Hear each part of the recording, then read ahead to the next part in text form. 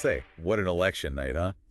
Bitcoin's going crazy, hitting those record highs, and everyone's pointing fingers at the reason Trump back in the White House. Yeah, it's wild to watch how fast these markets react to the political landscape changing. One minute, we're all trying to figure out what Biden's regulatory game plan is, and the next, boom, Bitcoin's taking off thanks to Trump's whole pro-crypto thing. It does show you, like, how intertwined politics and finance really are, especially when you're talking about something as, well, as kind of unpredictable as crypto. For sure. And speaking of unpredictable, seems like all these articles we've got are saying there might be a big shakeup coming at the SEC. Looks like Gary Gensler's time might be up. Yeah, all that talk during the campaign about replacing him, like day one, he's gone. So is that even possible?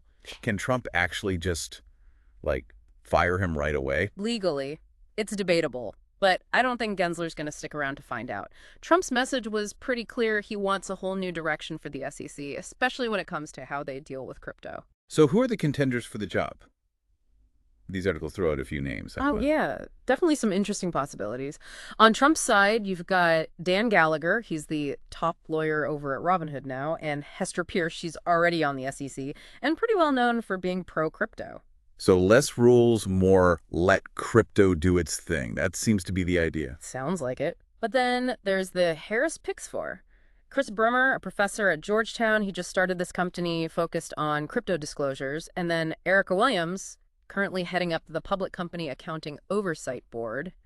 They both know their stuff about financial regulations, but it's hard to say what they stand on crypto specifically. So more of a wait-and-see situation if one of them gets the job?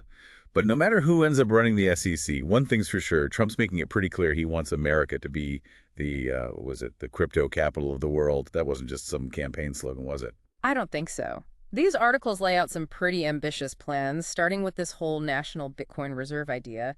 Imagine the U.S. government holding, like, billions in Bitcoin. That's a huge sign that they're taking crypto seriously. Yeah, it's like a digital Fort Knox, right? But practically speaking, what would that even look like? And you got to wonder, what does that mean for the dollar being the big dog globally? Raises a lot of questions, that's for sure. Like, are other countries going to feel like they have to do the same thing, build up their own digital reserves? Could this shift the balance of power in global finance? These are the kinds of things that could happen, the ripple effects. Yeah, no one really knows what's going to happen, and that's kind of what makes it exciting. And it's not just about stockpiling Bitcoin, right? Trump's also talking about making America the center of Bitcoin mining. Is that even realistic with all the energy concerns and other countries already doing it big time? Good point. To ramp up Bitcoin mining in the U.S., you'd need massive investments in infrastructure, and we'd have to deal with the environmental impact, too. It's a thorny issue with a lot of moving parts. It feels like we're just skimming the surface here. There's the regulations, the potential for global upheaval, so much to think about. Absolutely. And we haven't even touched on how this affects everyday investors, the rise of DeFi, or this whole debate about a digital dollar. We've got a lot more to unpack. All right, well, let's dive into all that. I mean, we need to figure out what all of this means for the average person, the folks who are maybe interested in crypto, but not exactly Wall Street wizards. Because let's face it, all this can be pretty confusing. Oh, yeah, it definitely can be. That's why it's so important to break it all down and look at how it could affect the different corners of the crypto world. Like, let's start with stablecoins. They're designed to, hold a stable value, usually linked to a regular currency like the US dollar. So they're like a bridge between the old school financial system and the crazy world of crypto. Yeah, exactly. And since they're stable, people see them as really important for crypto getting more widely used, especially for stuff like payments and everyday transactions. And from what I'm seeing in these articles, it seems like Trump's win might actually be a good thing for stablecoins, right? Yeah, a lot of folks think that a Trump administration might be more likely to come out with some clear rules about how to regulate stablecoins. The industry has been asking for this for ages because not knowing where they stand has kind of been holding them back. So it's like setting speed limits on a highway. It might seem like you're limiting things, but it actually makes it safer and more predictable for everyone. That's a great way to put it. And with clearer rules, we could see stablecoins really take off, more stores accepting them, banks putting them in their apps, maybe even the government using them for programs. Okay, so stablecoins might be getting a boost. What about the other big thing in crypto these days? DeFi. That's short for decentralized finance, right? That's right. It's about creating financial services that run on blockchain technology, but without needing the traditional middlemen. like banks. So you're talking about lending, borrowing, trading, all without going through a bank. That's pretty revolutionary stuff, but also kind of hard to wrap your head around. It definitely changes how we think about finance, yeah. And that's why regulators haven't really known what to do with it.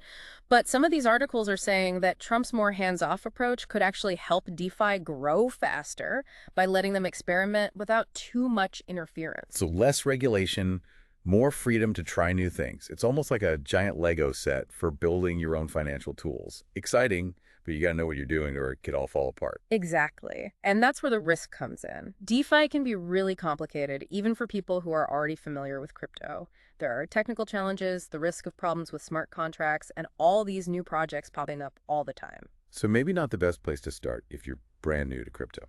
Unless you're willing to put in the time to really learn how it works, it's probably best to be cautious with DeFi. But for those who do dive in, there's potential for big rewards. It's high risk, high reward, as they say. Gotcha. Okay, we've covered stablecoins and DeFi. Now, what about the big question everyone's asking? Will the U.S.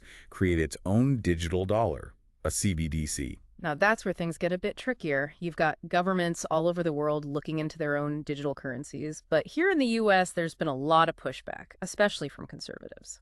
And Trump's been pretty vocal about not being a fan of a digital dollar, hasn't he? Yeah, he's worried about it hurting economic freedom and privacy. A lot of people in the crypto community share that concern. They think a CBDC could give the government too much power to snoop on people's finances and control how they spend their money. It's like that scary scenario where the government can track every purchase you make, decide what you can and can't buy, even freeze your account whenever they want. That's definitely a worry that needs to be addressed. And with Trump back in office, it's unlikely we'll see a digital dollar anytime soon. He's much more interested in letting the private sector lead the way in crypto rather than having the government control everything. But even if the U.S. isn't in a rush to create a digital dollar, what happens if other big economies like China or Europe roll out their own CBDCs? Can the U.S. really afford to fall behind? It's a good question. It's almost like a digital arms race, and no country wants to get left behind when it comes to the future of money. So even if Trump doesn't like CBDCs, the pressure from other countries might eventually force the U.S. to reconsider. So there's a lot of uncertainty there. But let's bring it back to the average investor for a minute. Should people be rushing out to buy Bitcoin, pouring their savings into DeFi, or maybe stashing cash under the mattress? I wouldn't recommend the mattress strategy, that's for sure. But honestly, there's no easy answer when it comes to investing, especially in crypto. It all depends on your own situation, how much risk you're comfortable with, and what you're hoping to achieve in the long run. So maybe not the time to make any sudden moves, even with Bitcoin going up so much? Exactly. Remember, what goes up can come down just as fast in crypto. It's important to do your research, understand the risks, and never put in more money than you can afford to lose. Solid advice. So where do we go from here? We've covered a lot of ground, but it feels like there's still so much to talk about. Okay, so let's try to make sense of all this for our listeners who are, trying to figure out how to navigate this whole potential crypto boom. Where should we even begin? Well, we can't ignore the Bitcoin in the room, right? It's been going crazy ever since Trump won, but is this like the start of a long-term upswing or just a temporary spike? Yeah, everyone wants to know if they should be buying Bitcoin right now. What do you think? I'd say don't make any rash decisions based just on the recent price action. Bitcoin is notorious for being volatile. I mean, we've seen these huge jumps before, and they can drop just as quickly as they rise. So not the time to go all in just because Bitcoin's making headlines. Definitely not. Before jumping on the bandwagon, take a moment to think about your investment goals, how much risk you're comfortable with, and your overall financial situation. Diversification, right.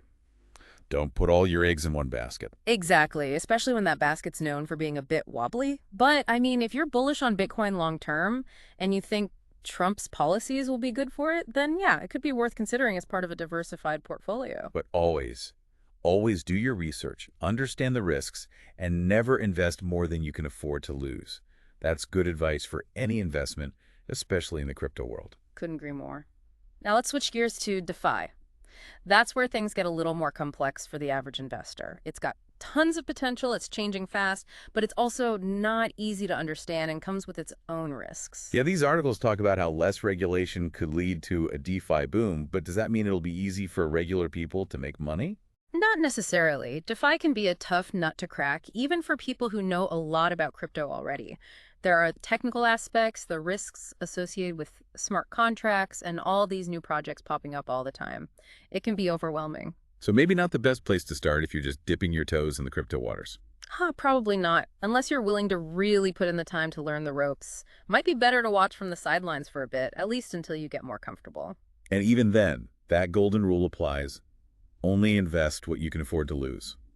Because with DeFi, things can change really fast. Absolutely. Now, speaking of things that might be a bit easier to get into, there's crypto ETFs.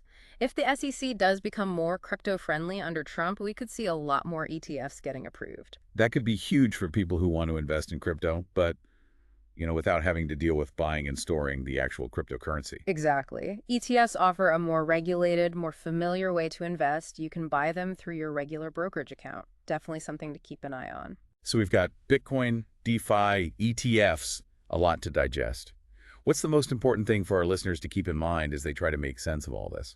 I'd say the key is to stay informed. Things change so fast in crypto, so read up on it, do your research, ask questions, and don't let anyone pressure you into making quick decisions. Yeah, knowledge is power, especially in a world like crypto. The more you understand, the better choices you'll make. Exactly.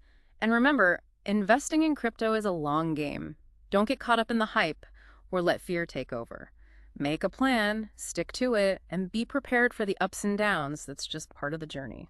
So big picture, Trump's win has definitely made things interesting for crypto, but it doesn't mean everyone's going to get rich quick. Yeah, the future of crypto is still up in the air, and this election has just added a new layer of complexity. Any final words of wisdom for our listeners as they navigate this new chapter? Stay informed, invest wisely, and buckle up. It's going to be a wild ride. I think that's all from us for today, so until next time, folks. Thanks for joining us, everyone.